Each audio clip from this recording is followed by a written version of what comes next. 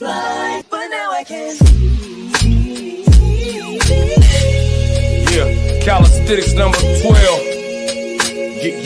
Yeah. Fly robotics. Bifocals, my only purpose is to feed the locals.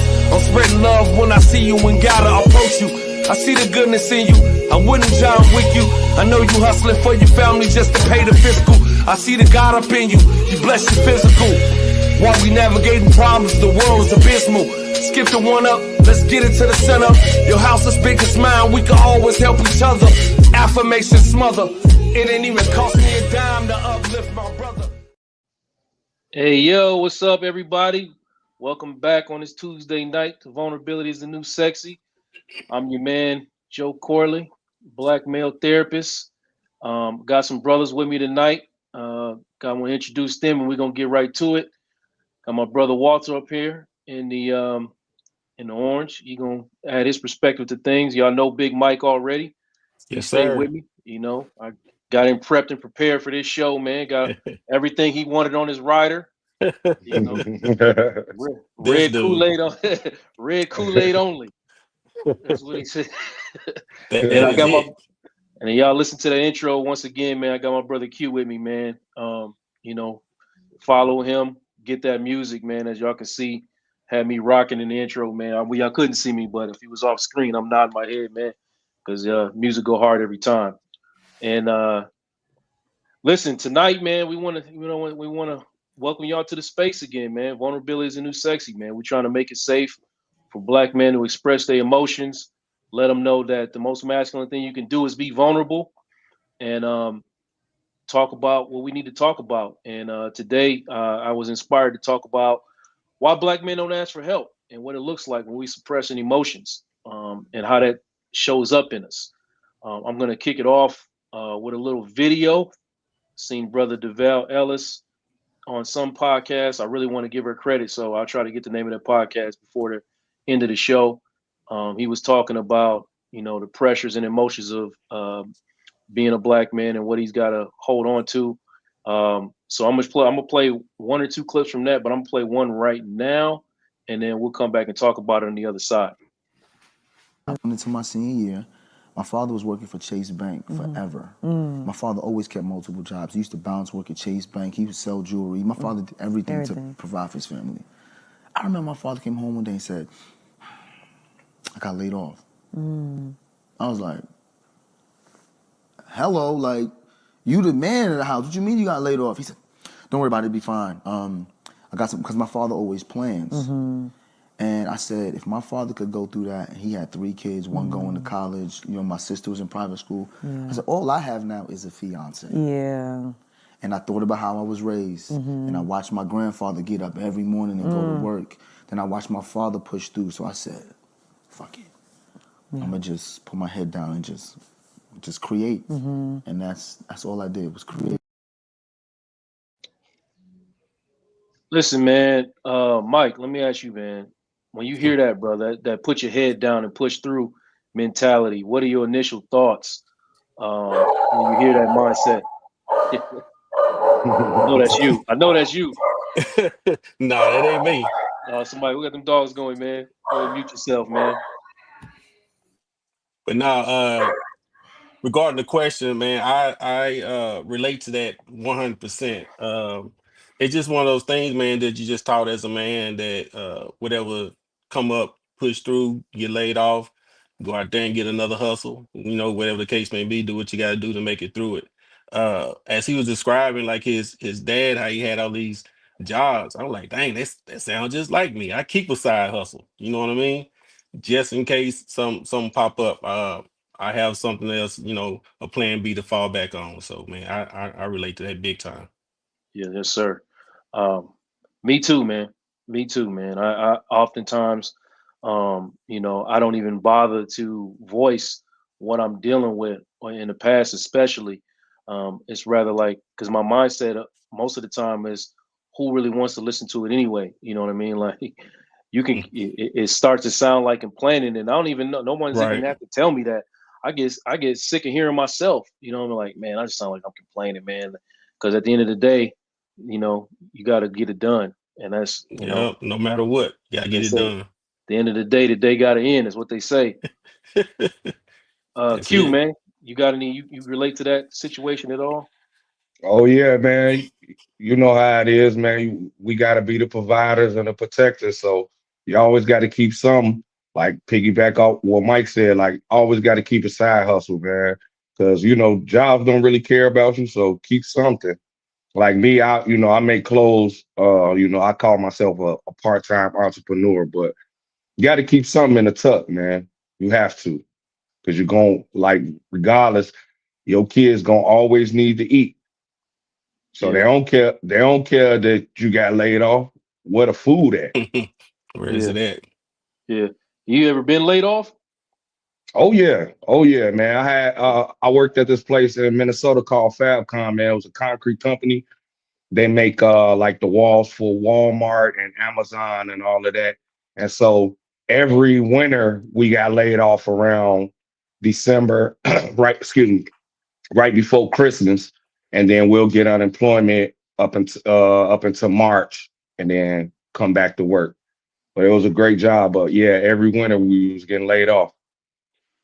Yeah, man. I was generally, genuinely or generally like a pretty stable guy for the most part of my life. And then I think when I was in my late 20s, I got laid off, and it was right when my son was born, my youngest son, and that really sent me spiraling, man. Like I mean, it would be the genesis of my mental health journey. Honestly, I didn't know it at the Mm. time because I didn't go get no help, but I went into a deep, deep depression, man. Because I was like, I got a son coming, I got one already. I mean, my wife, and I didn't have any idea how I was gonna provide for them, bro. And I was really, really lost, man. And I didn't. It was just I didn't. You couldn't even really console me, you know. Hmm. And my wife honestly was holding it down, and crazy as it, that made me feel worse. You know what I mean? Like we didn't struggle, we didn't miss no meals or none of that. She held it down completely. But watching her do that, bro, that was really difficult. And rather than like say that to her and talk to her like, yo, man, I'm struggling, I'm mentally struggling. I just held it inside and kept it to myself, and it really eroded our relationship for a while and almost cost me my marriage, man. Because I didn't know or had the tools to like speak to her. I wasn't in as as emotionally involved as I am now. All I knew was I just I was about 2 years into my marriage, and all I knew was if I don't provide for her, then society says I'm not a man. So right now I'm not a man. Um, but Walt, man, let me jump you in here, man. What when you see that, you have any initial reactions? I know you have feelings about this type of stuff. Well, I had some pretty good examples, I guess, growing up of what a man's supposed to do in the house, I guess, traditionally. Um, but I think while I drew a lot from that, at the same time, I kind of back up from it too, because we often forget about ourselves. I understand exactly what Q was saying about, when the kids are like, where's the food? Like you have to provide the food, but at the same time, a lot of times we forget to take care of ourselves in that um, dynamic of being providers, being protectors. Like we were raised to think we don't need protection, like because we are the protectors. We But are protected. time we do need protection sometimes in a safe place to if it's nothing but vent about the stresses of being a provider and a protector. I think that gets lost sometimes on us. Oh yeah, Yeah. absolutely. When speaking of that, let me follow you up with something, man. When do you feel like you realized and understood that you did need to put forth effort to take care of yourself? When do you feel like you got that understanding? It was late in life. I had to go through a whole lot of other things to get to a place where I respected me and my body enough to understand that I needed to recharge it sometimes. Um, I was probably 31 or 32 before, Mm. I really was like, I really need to look out for my mental my mental health and emotional health. So Yeah. 31 to 32, sound like you figured it out early. Yeah, real early. Yeah, that's real early. Yeah, man. it took a lot. I went through a lot to get there. So Yeah, man. You had some challenges in Yeah. your life, man. I went through a lot too, bro. I still didn't figure out that I needed to take care of myself till I was Mm-mm. almost 40, bro. What about you, Mike? I know you just really got into that journey, man. When you figure out Man, it, oh, it's okay for me to take care of myself. yeah, man, this just happened in the last 3 years or so. Yeah, That I learned that I mean it wasn't voluntarily, you know what I mean? yeah. Uh COVID happened, my salary got cut 50%, and then uh, a decision that I made uh previous to that about my mother, when she was in the hospital, I didn't consult with anyone else in the family, and I went ahead and gave the doctors the go ahead to do a procedure on her, and it didn't the procedure didn't go as it should have, and as a result my mother lost the usage of her left arm. Man, that tore me up because I'm supposed to be the protector, right? And here I Yeah. am making decisions that permanently altered my mother. And so that was the first time in my life that I had ever felt like I was facing a problem that I could not solve. Hmm. And because I couldn't fix that problem, that's what got to me. That's what sent me into this whole depression thing. You know what I mean? So that, along with, everything that happened in COVID, man, it just kind of put me in this little funk where you know how we are, man. We feel like we just down for a minute. We feel like at any moment we can just pull out of it. You know what I'm saying? And it was just one of those cases where I wasn't able to do it. I thought I was treading water, just gonna get out of it. But my wife noticed it. I was drowning. I was up on that third finger, you know what I'm saying? I had to come up out the water and go back down. And she recognized it and she did what she had to do and made me go to therapy, man. And that's when that process began. I started learning, hey, I need to start taking care of myself mentally, physically, emotionally, because all that affects everything around me. You know what I'm saying? So Yeah. if I can't be good for myself, I can't be good for nobody else. So right. Man, that's you that's know, a, bro, you made me think of something I want to share with the crowd. I mean, listen, if y'all out there, you listening, y'all got questions for this panel, for these brothers, man, please throw it in the chat. We try to address the ones we can address. We want everybody to be able to be vulnerable in this space. Sisters, if y'all got some questions, please ask them. But Mike made me think of some. Most of my black male clients that come into me come in because their women pushed them in, right? My wife said I need to be here. I don't know how many times. If I could charge double for every time I heard that, I could retire, bro. My wife said I need to be here. And I yeah. know y'all brothers, all y'all brothers, good enough to know how y'all feel about your wives, man. Why can't we talk to our wives, man? Like, why is that not enough? Or maybe it is for y'all, but I know we talk to them, but it ain't enough to like get over some of these mental hurdles. Q, how you feel about that, man? I think, so like Mike was saying, I went to therapy and, you know, uh, this Dr. Lindor, what I'm saying, she helped me a lot. She said something like that was profound to me, that it's not your wife's job to fix you and it's not your job to fix her. Like, you got to do that on your own. So while, talking to your wife about your problems is great. And, no disrespect to any woman, but, sometimes they might use it against you in the long run. So sometimes it's okay to let go everything, but for the most part, she want to see you strong. So I think that's like the stigma about like really talking to your wife about your deep feelings, and that's why I think for the most part you need therapy. You talk to a stranger, they don't even know you, and they can help you with your stuff. Because like I said, it's not her job to fix you. It's not your job Right. to fix her. Y'all should coexist and help each other. You know what I'm Yeah, saying?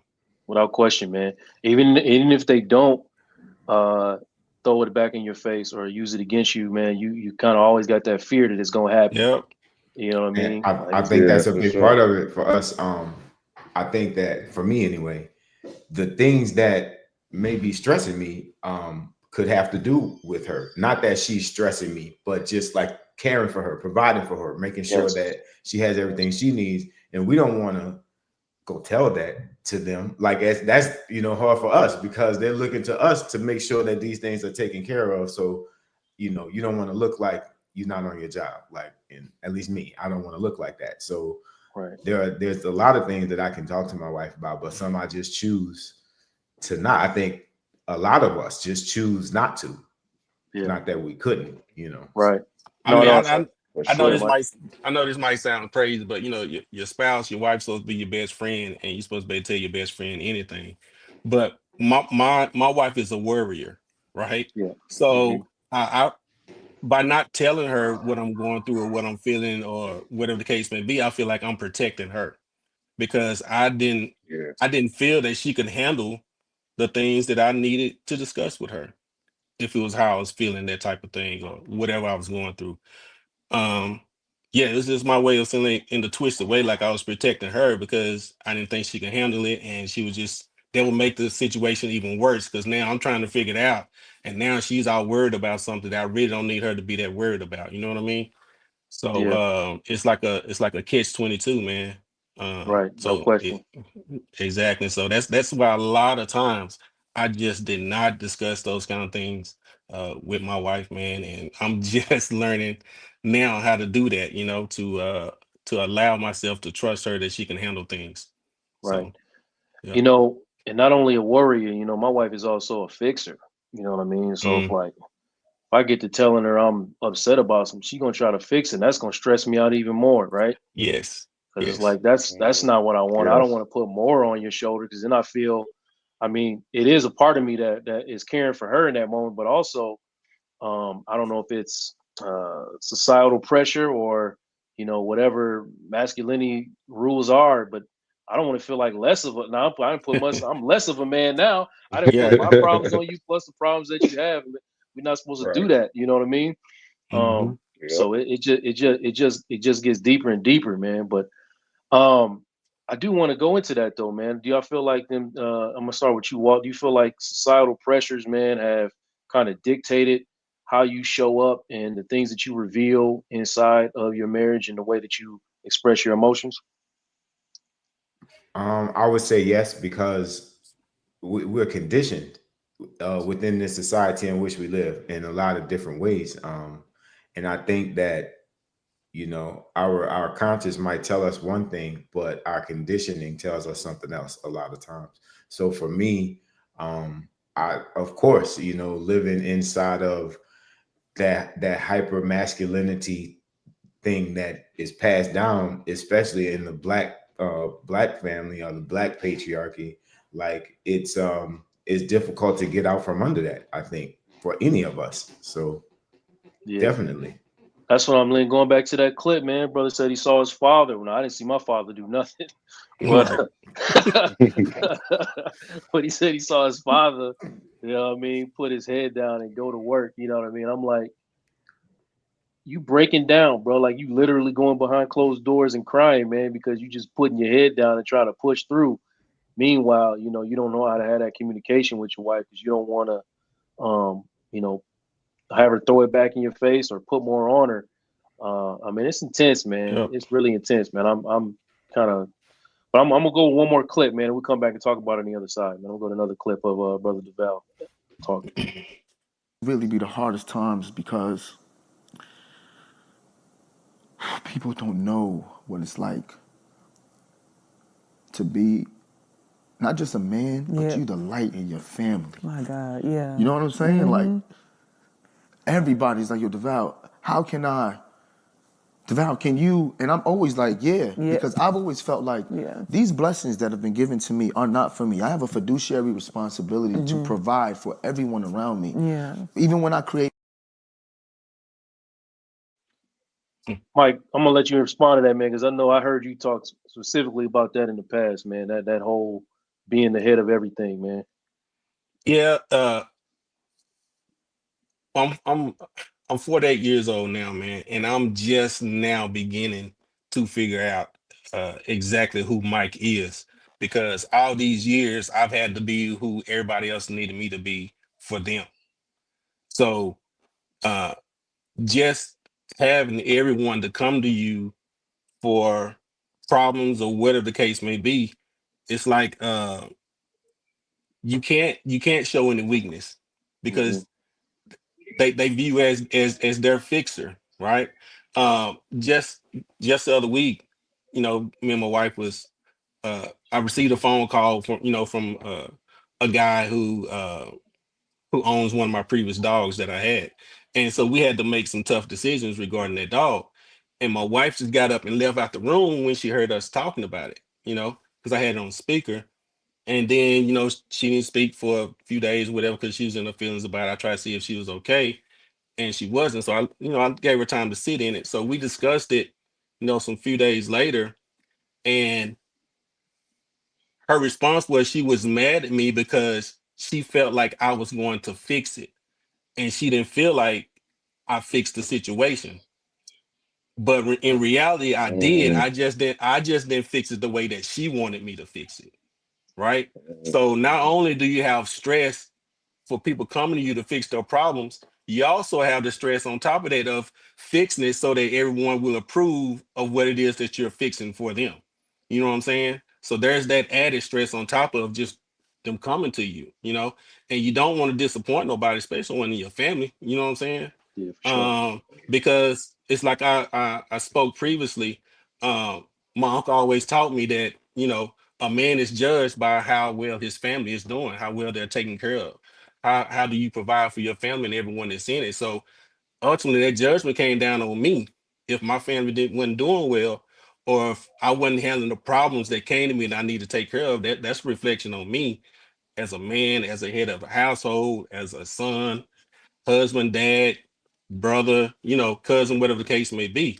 So you have all these different aspects where it's coming at you, because when people depend on you, you got to show up and show out. And if you don't, you're Who are disappointing a you? lot of people. Who are you? Exactly. Yeah, Exactly. yeah. Exactly. Walt, come in on this, man, because I know you got some dealings with this type of mentality as well, bro. I'm hard on myself, like in this Mm, area. that part. And I know that it's a commonality amongst us.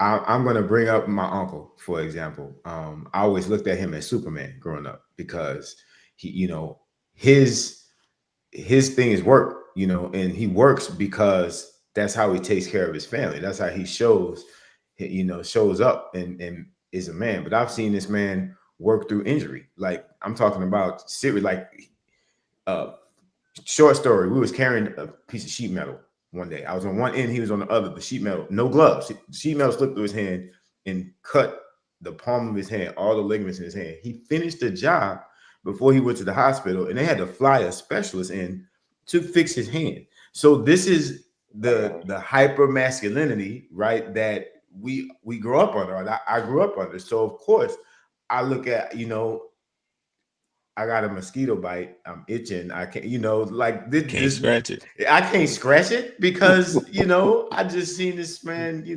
bleeding out and he finished the Yeah. job with him.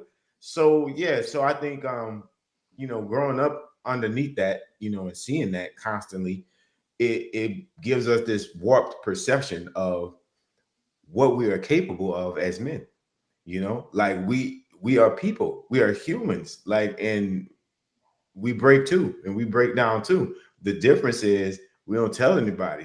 I think about Eddie Murphy said in Trading Places, Karate Man crown on the inside, right? Like that. Listen, Yeah. that's it. We Yeah. can't tell anybody. Yeah. Straight up, man. Straight up, man. Q, So man. that's the truth.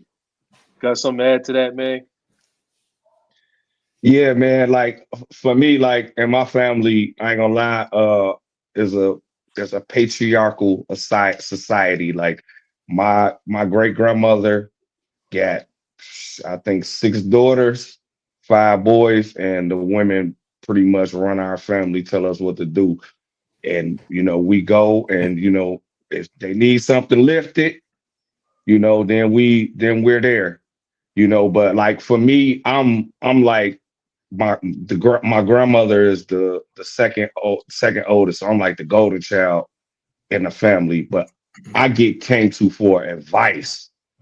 And I was just telling my wife, like, I ain't gonna lie, like on this couch right here, this is my studio.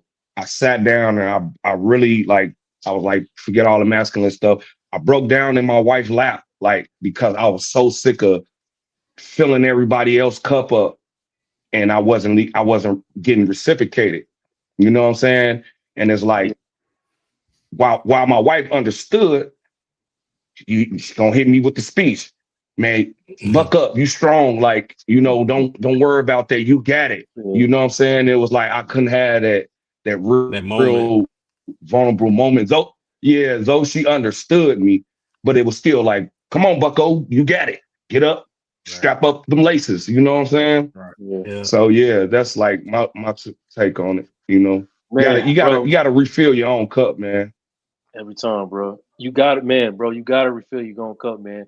That's the kind of the mentality that I've been taking on since I've been doing this healing journey, man. Like, if I'm not gonna go over there, then I have to refill my own cup. You know what I mean? Because even if I do go over there, I might not get my cup filled. Because it's different, bro. Like, it's different when you're inside of a marriage, man. Like, especially when you've been in it for a long time, man.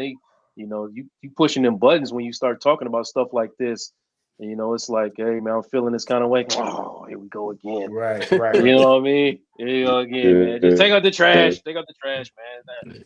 That's all I really needed from you. You know what I mean? But listening to y'all, man, it's like it's the common three things, man, the young black boys are told, man. It's like being a man is being strong. Being a man means not only do you not show weakness, you don't show weak emotions, and you got to take care of everything, no matter how it makes you feel, no matter what, whatever emotions you feeling, how hard it is, how tough you're supposed to take care of it. And if you don't do those things, if you're not strong, if you're showing emotions, and if you're not taking care of everything, any one of them things signifies that you're just not a man. You know what I'm saying? That's it. You know what I mean? And I don't know. I seen all y'all nodding your heads. I don't know anybody that didn't grow up like that, bro. Like, for real. We No one all in our understands. 40s, right? Like, how the previous generation before us, like, they like, hey, what you talking about? Therapy, man. You better go talk to your uncle. Like, what you need? Bro. Like, how they are. Yeah, man. What's the lesson in that, man? It's like you learn early, bro, that you as a boy, you learn to abandon yourself. Just abandon yourself for the sake of what's considered manhood. You know what I mean? If you can't really take care of yourself and still be considered a man, no matter what you're feeling, bro. But I want to, before I move on, I want to ask some of these questions or respond to some of this stuff I'm seeing up in the chat, man. Zara says, how can we rebuild emotional intimacy together when trust is lost?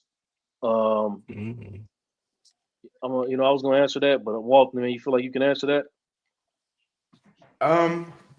Yeah. That's a sticky one, man. I mean, that's gonna depend on the dynamic of the relationship that we're talking about.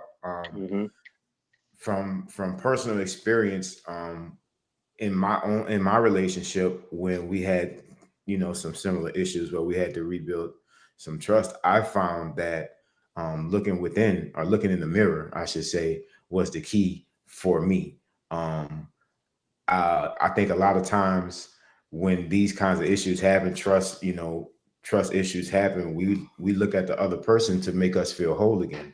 And sometimes it's up to us, even though that person may have crossed the line that, or whatever the case may be. Sometimes we have to pour ourselves into asking ourselves what part we played in whatever's going on. Like, and for me, in my situation, that helped a whole lot. And it just so happened when I did it, my wife did the same thing. And we were able to sit at the table together and rebuild our trust that way. But it took for each of us to look at self. Yeah, man. That's I have no qualms with that, man. As the resident therapist, brother, that sounds like emotional intelligence to me.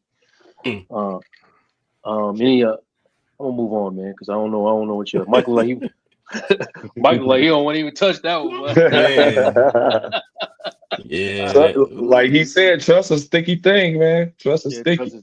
man. Listen, I'll say this though, like you gotta to rebuild. I've done this, you know what I mean. I've been in the therapy room with couples who have dealt with a loss of trust in many different ways, whether it's, they call it, I think it's financial adultery or something like that, or financial betrayal, or just straight adultery, or whatever it is, man. Trust is lost, and the first thing is getting it out on the table, man. Like really addressing your actual emotions about whatever it is that you're feeling. Like, what is it, the actual thing that betrayed you, or you felt betrayed by? Where does that come from? Where have you felt like that in the past? And why does it trigger you the way that it does? So your partner can understand. Sometimes they don't understand. You know what I mean? Sometimes they don't understand what it is that was actually triggering your partner. And sometimes couples don't understand what you're asking the person to do to come back into that relationship after that trust has been burnt down. I always give the home invasion analogy. It's like you in the home, you sleeping comfy, and somebody comes in right in the middle. You sleep in the middle of the night. Home invasion takes everything, destroys everything, and and you go back in there. You asking somebody to go back in the house and go back to sleep, but you ain't changed the locks. You ain't repaired the windows. You didn't do nothing. same old thing.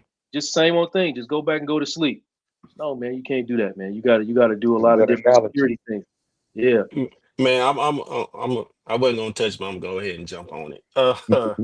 Jump in here first. So, you have to become comfortable with being uncomfortable, right? Jewelry. That's the main thing, and that's the hardest part that I think we as men struggle with, being uncomfortable. We don't like being in that, back up against the wall, having to answer these questions that the wife are throwing at us. The second part of it is you have to have hard conversations. No getting up from you. You can get up, walk away, and come back, but you still got to finish that conversation, man. You We gotta have to Every finish. time. we have to learn how to do that. That was a very hard thing for me to learn how to do. So that's the second part, having hard conversations. And then the third part is, man, just you have to allow yourself to become vulnerable to even be able to have those type of conversations with your wife. And we don't like being vulnerable at all, whatever the case may be. But man, you have to have a hard conversation. You have to be comfortable with being uncomfortable, and you have to be vulnerable. That's the only way that your wife is going to take you serious and believe what you're saying. Is allowing yourself to be completely vulnerable and allowing yourself to hear whatever it is that she has to say too. And All facts. yeah, so yeah, all those, man, because trust me, I've been through this. Which is why I wasn't gonna touch, but I'm like, man, shit, let me go on and say something, that kind Yeah. of thing. But yeah, so I had to go through all those steps, man. But when we came out on the other side, it was the best thing that ever happened to us. Man, it's beautiful. All facts, no fiction, man. I feel that wholeheartedly, man. Um, I want to move to this question here, man, from Pretty Brown.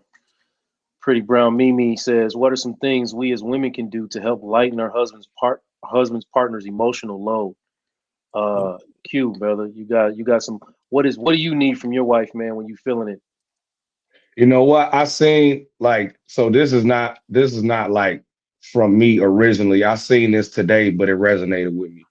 It was a woman, she was saying, sometimes you just gotta be like, well, as a woman, she was saying, hey, my bad, husband, babe, that I upset you. What can I do to, make you not be upset?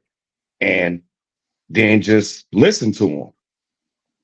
And that's like one of the best things that a woman can do for us. Like if you just take the time to actually listen to what we're saying and not listening so you can rebuttal, but actually just take the time, listen, intake it, dwell on it, think about it, and then, make your response or make your adjustment accordingly.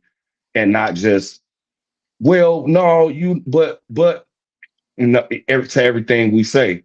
The listening part, I think, is what, as men, is what we need the most. We need to be listened to, because sometimes we're, you know, us, we're shut down.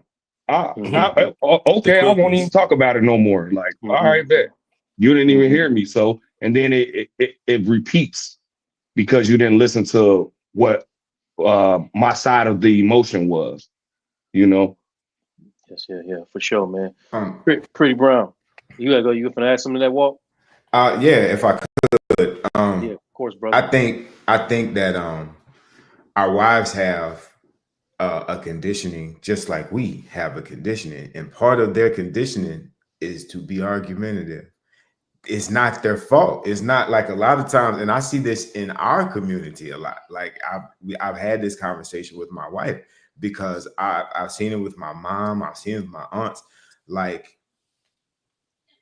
I say right, you say left, and it's like sometimes there's really no rhyme or reason that's what's happening, right? And so, like you were saying, I think their conditioning in many instances tells them to go when what we need is what you were saying is just listen to what I'm saying, but I don't think they can hear us sometimes. And again, I'm going to stress it's conditioning. It's not them being malicious or trying to be difficult. It's just part of the thing that they have to overcome. Like we have to overcome some of our conditioning as Black men. Like Right. No, 100%, man. And understanding that conditioning is important. Like I was talking about, learning not to be weak, and you got to be strong, and, and emotions, equate to weakness. That same, that same little boy grows up into a man who absolutely and wholeheartedly believes that his strength comes from how much shit he can endure. You know what I mean? And how much can I take? Like every single hit, it's like it's making. I'm stronger. right, You know. right, right. Meanwhile, meanwhile, if you take his shirt off, man, them lashes is going. He got all kind of lashes to guard his back, man. It's and it's just not a sustainable mentality, man. Not over the long haul.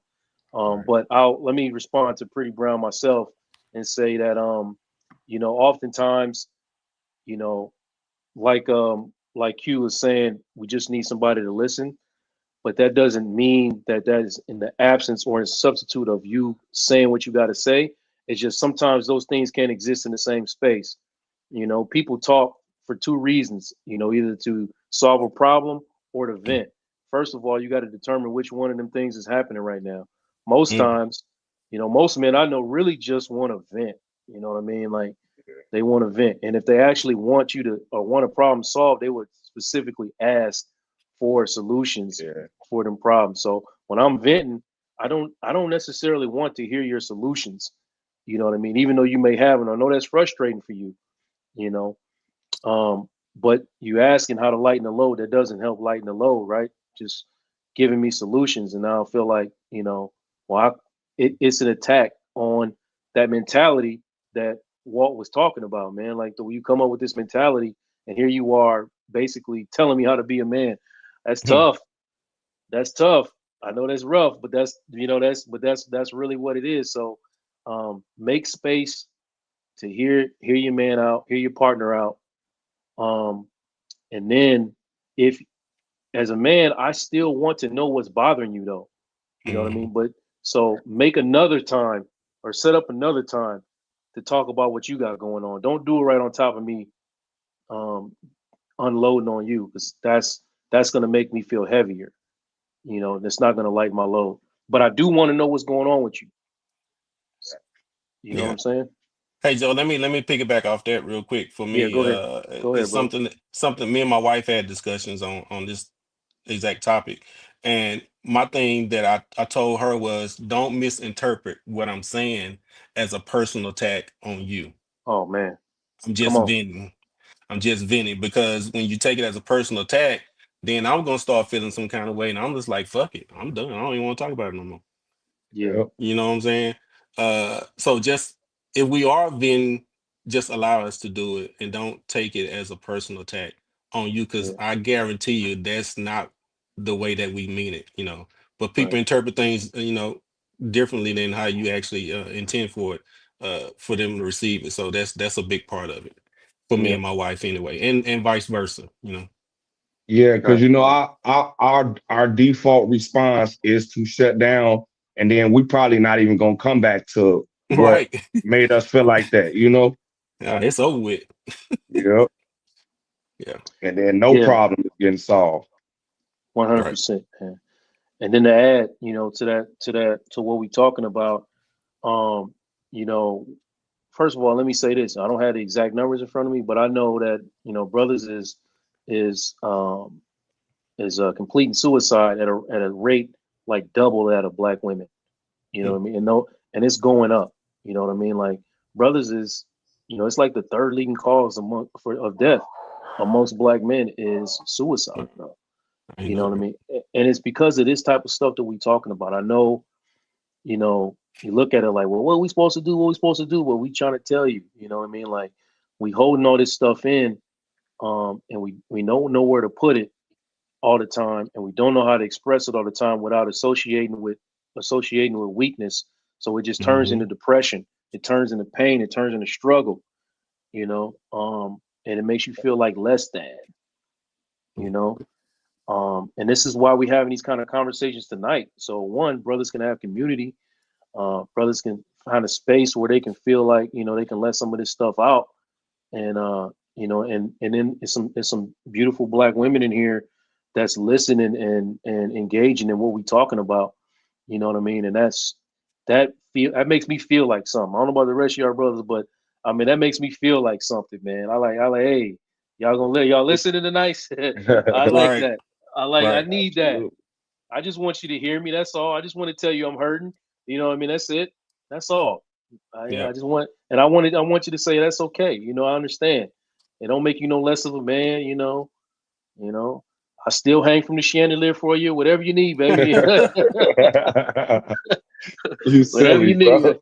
Whatever you need, man. I might just need some cuddles tonight, man. I might be little spoon tonight. I don't know. I just need some love, baby. That's all I'm trying to tell you. You know what I mean? But let me play another video, man, and we'll talk a little more on the other side, man. And it's so important because we're emotional beings. And then especially as men, as black men, like, we were taught not to be emotional. And the funny thing is that makes us even more emotional because we don't realize anger is an emotion. You know what I mean? Like lashing out, rage, frustration. That's the emotion that is acceptable from men. Like that shouldn't be acceptable. And that's the thing is like being emotionally aware has nothing to do with being soft. Right. You know what I'm saying? Right. It got nothing to do with being soft. It's like we need to change our relationship to like just the concept of emotion. Just knowing how you know what I'm saying? Feel. Like you tell a man, if you and a black man is in a heated conversation and you tell him he's being emotional, that might trigger him. You know what I'm saying? And it's man. Oh man, Joey Badass throwing jewelry out there. That's all jewelry time, right there. All the time. Yeah. Man. Definitely the underrated MC in this game, man. Walt, man, I know you got some emotions behind that. You got some response to that little clip we just showed there. I mean, I think it goes in line with everything we've been talking about tonight. We have a hard way to go as black men. Like, that's it. It's hard. And, we misunderstood. Like, both outside of our culture and inside of our culture, I was watching the show you sent me about the TV dads, right? And the dad on Good Times, like how aggressive and upfront and raw he was throughout the show, and that's kind of the portrayal of the black man, like just like in movies, like the black woman is mad all the time, right? It's the same stereotype that they put us under, but in reality, in our culture, it kind of it is that way, but it's perpetuated by us. We do it to ourselves, you know, in the family. It's not on purpose, but it's just kind of what happens. So that's my 2 cents. Yeah, I mean, man, yeah. No, you're right, brother. And you brought up Mike Smiley. You brought up his GOAT. That's his GOAT father right there. That's all right, GOAT, you James cut him. Evans. You cut him. Man, Joe cut him. Yeah, hey, I'm James cuddling, Evans. man. I'm cuddling. James Look, Evans, look, yeah. look, look. And my wife talking about, man, what? Hey, just get up on that chandelier, baby. I'll be down in a minute. But yeah, man, you're right, brother. Walt, man. I couldn't agree with you more, man. That portrayal or that push out is, is what we portraying, man. It's like when you watch your man separating, he's working harder. He's engulfing himself in something or whatever. That's just him seeking out in any way he could possibly feel like a man of any. I'm good at this one thing. Like for me, I know when I started, my depression was really, really bad. At the time I was coaching. So I would, be looking at videos all the time, deep in them practices, 5, 6, 7 games a week. I'm coaching like 10 teams. Why? Because in the midst of that, I was important. I was important. You know what I mean? And I needed that because I couldn't feel it anywhere else. And I didn't have the tools to tell my wife, like, hey, I'm really struggling. But I didn't, at the time doing that, what am I doing? I'm eroding our relationship because I'm separating from her, making her feel inadequate as a woman. It's all bad, man. It's all bad. It's all bad. Got another question from Pretty Brown. What is a good way to approach our husbands, partners to seek therapy individually and as a couple? Mike, Threaten them. Threaten them straight up. Yeah, straight. Hey, that's what got me, man. That's the only way. What was the threat? What was the threat, Mike? Divorce. Are we done? You know what I'm saying? But there's also a backstory to that. Years ago, early on in our marriage, we was just having, issues with the kids and everything. And, my wife suggested therapy. So we went. Me and my wife and, and the kids, therapy. And, I'm sitting there, I'm basically looking like Marshawn Lynch, hey, I'm just here so I don't get fined type thing, you know what I'm saying? And that's the attitude I had. And so the therapist started talking, and something just told me, man, I asked, I said, excuse me, do you have kids? And she was like, no. I'm like, well, what the hell can you tell me then? How can you advise me on how to deal with my kids? You don't have kids, you don't have on the job experience. You know what I'm saying? And I got up and left. And the therapist telling my wife, like, hey, he'll do better next time. My wife's like, oh, there is no next time. He's not coming back. And I didn't. But my wife, she went a few more times. Fast forward, 3 years ago, she already knew from our first experience how therapy went. So she knew a few things this time. She knew it had to be a man. He had to be black. He had to be married.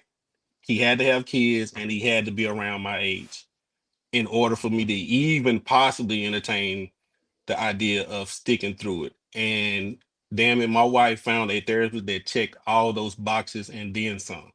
So she knew me well enough to know what I needed and what kind of person I needed to get it from. That's what I can suggest to wives. Find out what your husband needs, what your man needs, and find out his little quirks, what he do, what he don't like, that kind of thing. You should know him well enough to know, hey, what kind of therapist do he need? Right. That kind of thing. That's what did it for me, along with the threat. So when she threatened me and we actually go, same routine at first, I'm like, man, whatever, you know what I'm saying? But after a few sessions, I just couldn't deny him. Yeah. You know what I'm saying? And For so sure. that's what did it for me. My wife knew what I needed and how to get the person that I needed to get what she needed from me. Right. If that make any sense. No, it But make a lot of sense, man. Yeah, that's yeah.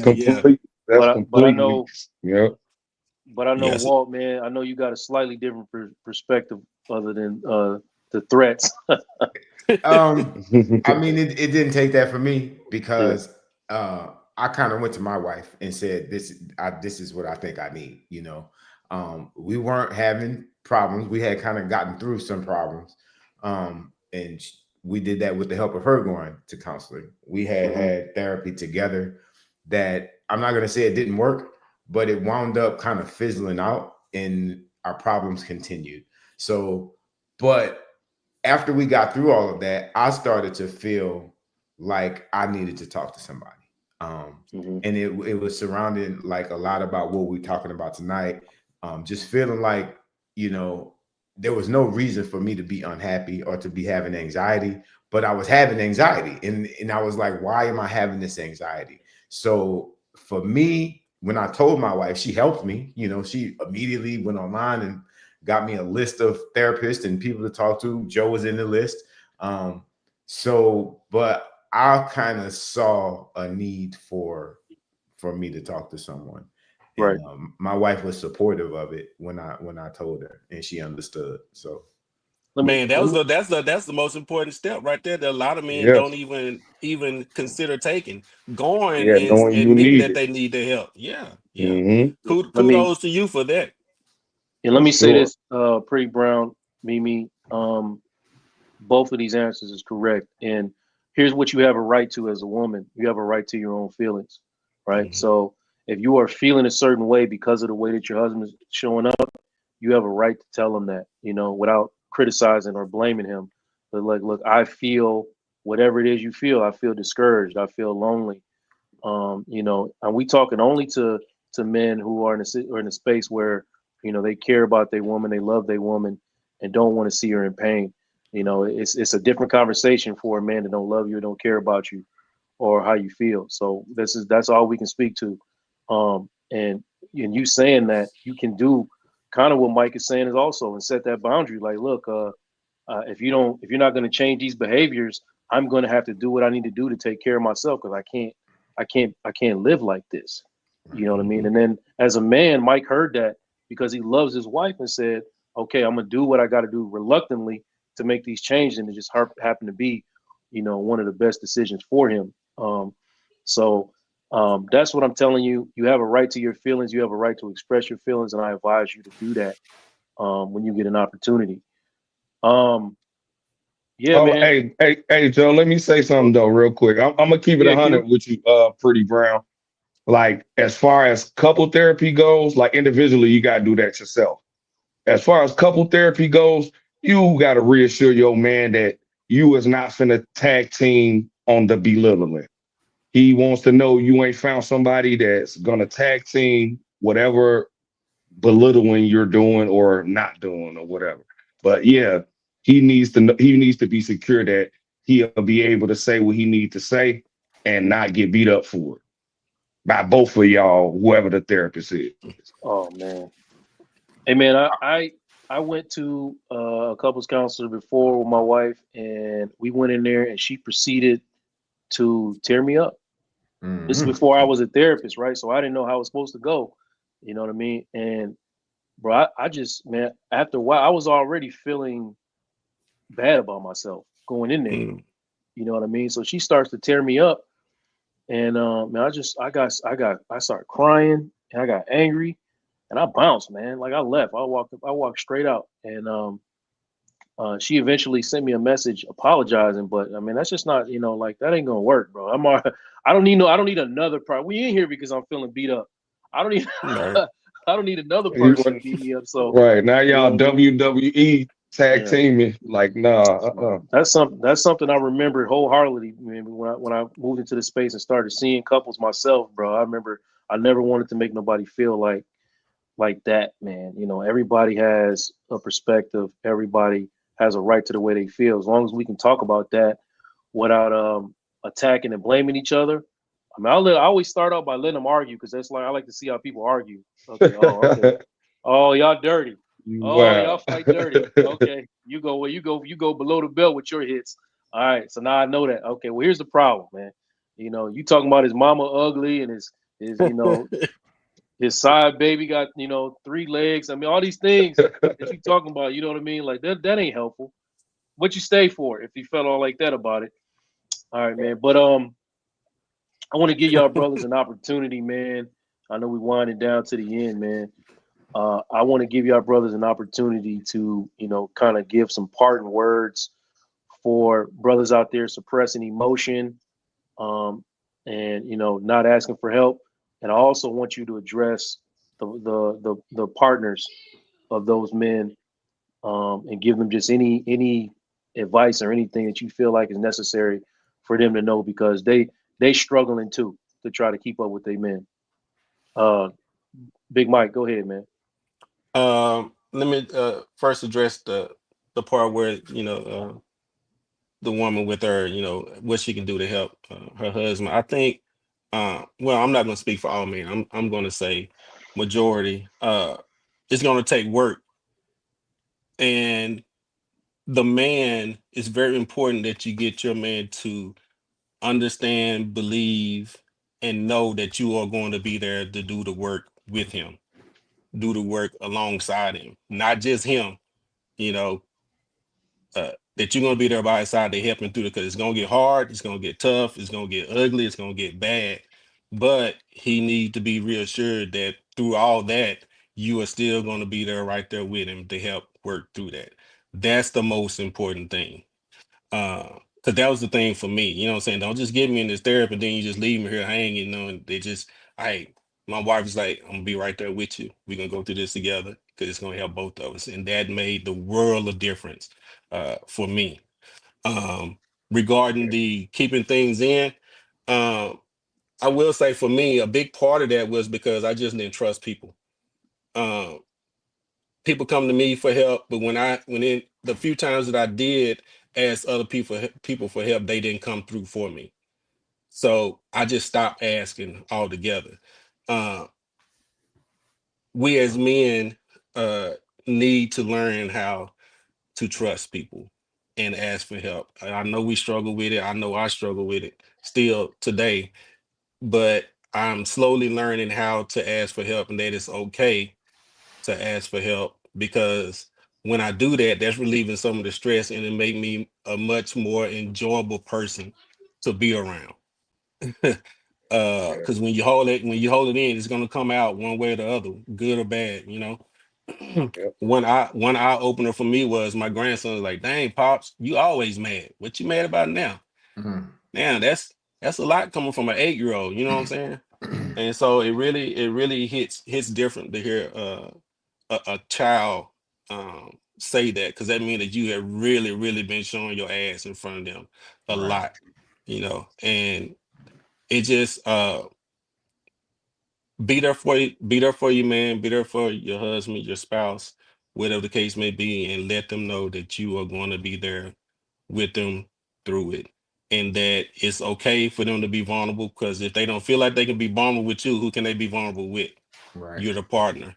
So once you allow them to do that, and from the very first moment that they trust you enough to be vulnerable with you, love on them from that. Love on that. Keep telling them it's okay to be that way.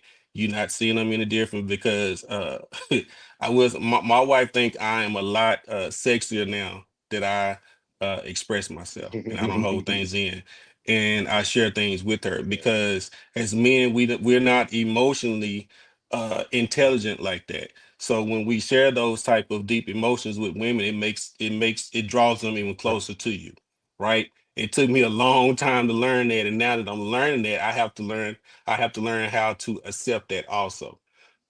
So it's all a learning process. But women, just be understanding, especially when they come to you, and if they are broken, try to be there with them to help lift them up. That's really all a man needs is just knowing that his partner is there for him, and then in the times that they need it, you're gonna be there for them. Appreciate that, Big Mike. So Brother Walt, man. What say you? What say you, Brother Walt? I think listening is key.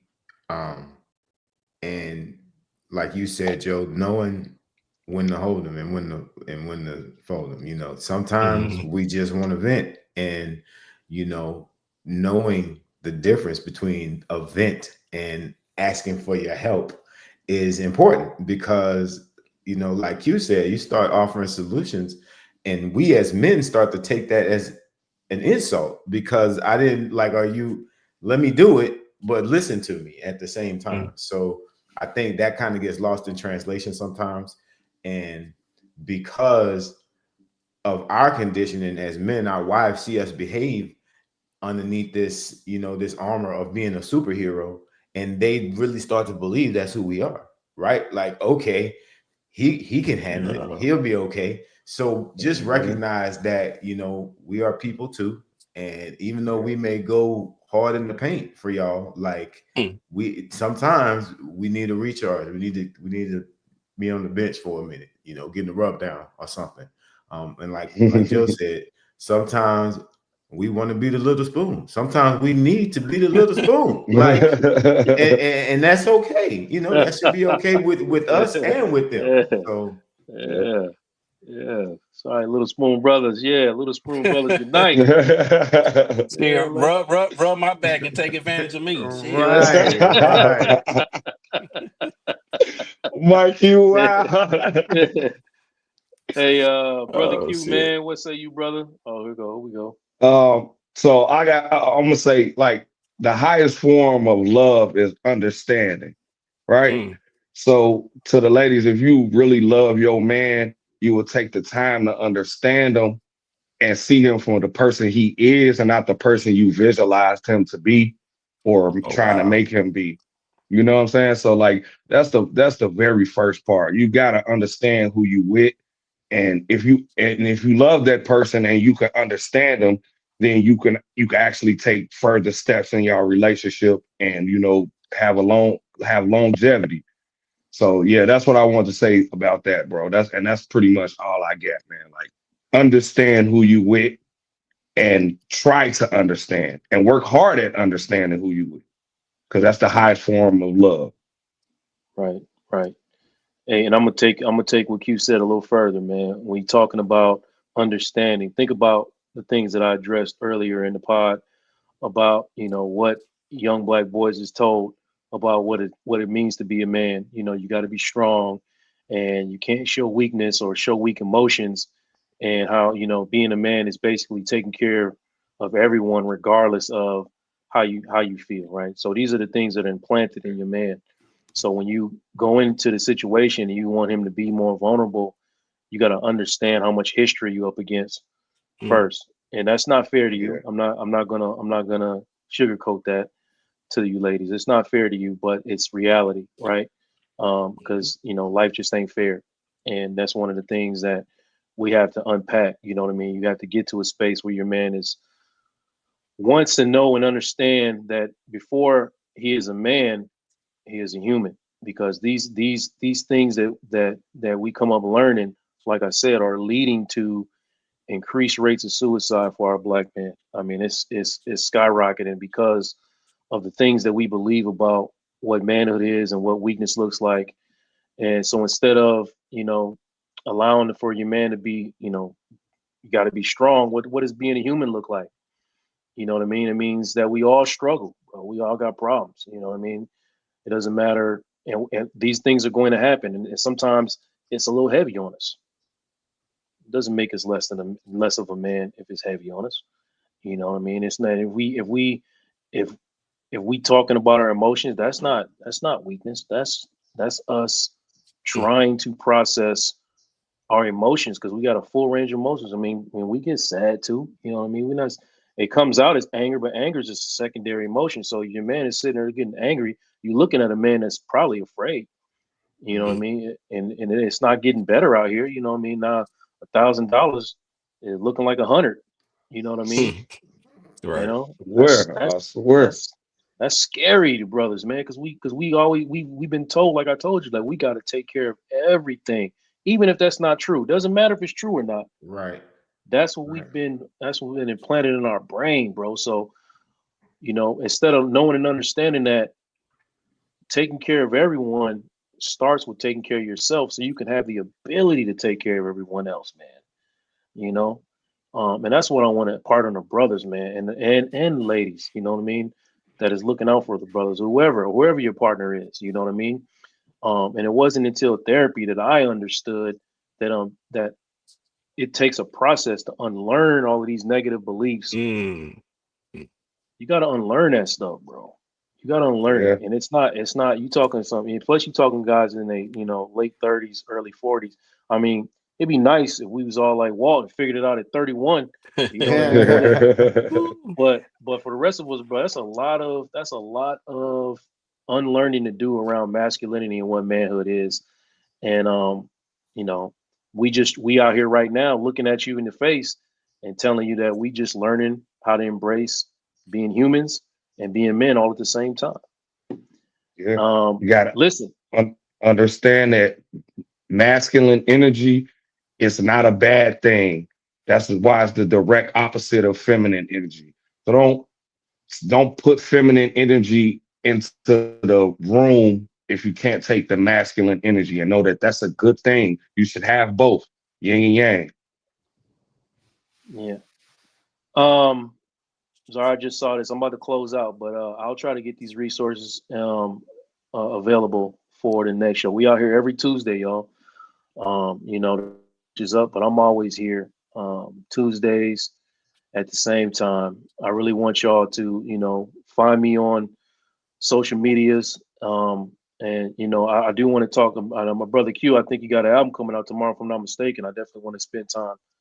Give him a second to talk about that. For sure. Yeah, man.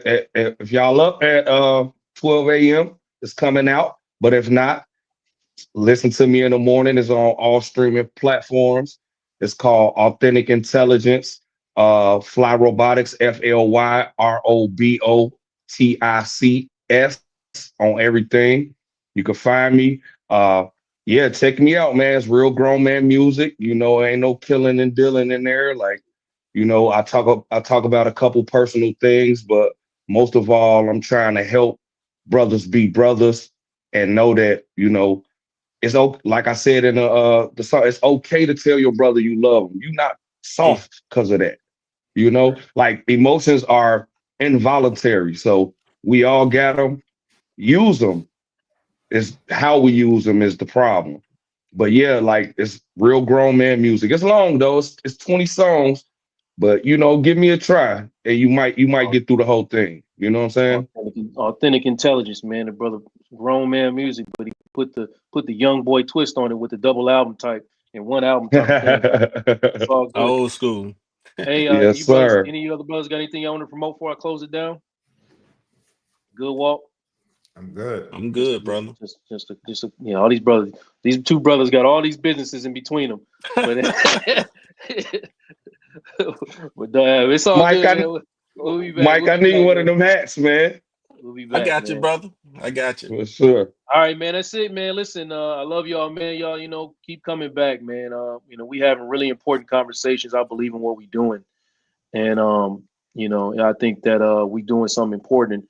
And looking at the chats today, almost brought tears to my eyes, man, to see how people are impacted by what we got to say. Somebody said to me that people really want to know how black men feel about stuff, and yeah, I mean, I saw a comment about some of the shows be toxic and some not. Listen, there's a show for every type of black man. This ain't that type of black man. This shows for there's other shows for them, for the brothers that want to hear, what I'm saying, all that other stuff. But this ain't where you landed tonight. So y'all have a good night. Like I said, much love to you. I'm working on my outro music, but come again, rewind it to get the intro if that's what you need. All right, y'all have a good night. All right, peace out. Peace.